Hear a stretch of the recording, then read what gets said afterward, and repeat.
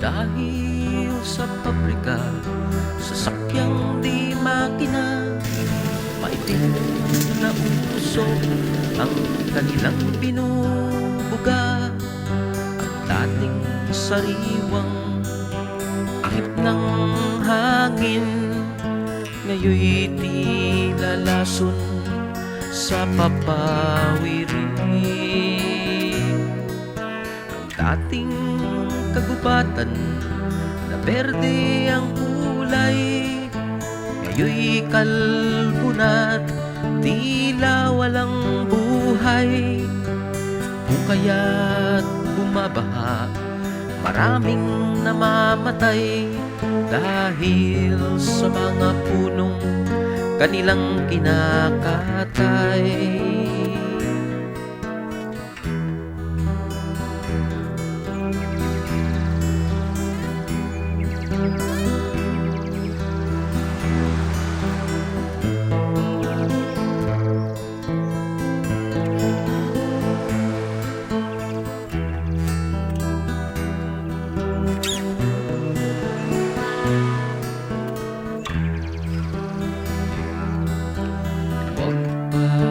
Pabayaang ito'y mawala nang dahil sa mga taong walang magawa, kundi ang sirain biyayang pinunla ng ating kalikasan.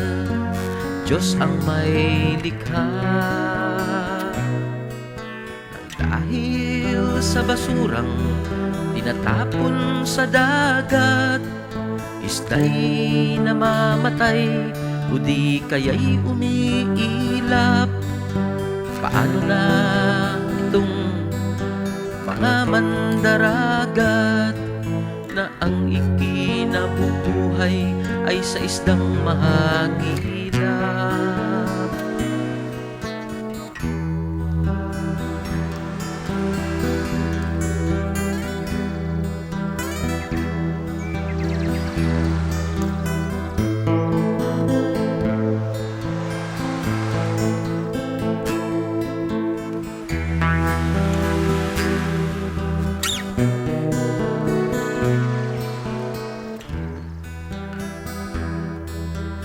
Huwag pabayaang ito'y mawala nang dahil sa mga taong walang magawa, kundi ang sirain biyayang pinunla ng ating kalikasan. Diyos ang may likha. Hangin, tubig at mga kagubatan, biyayang pinunla ng ating kalikasan. Likas na yaman dapat pag-ingatan para sa bukas ng mga kabataan.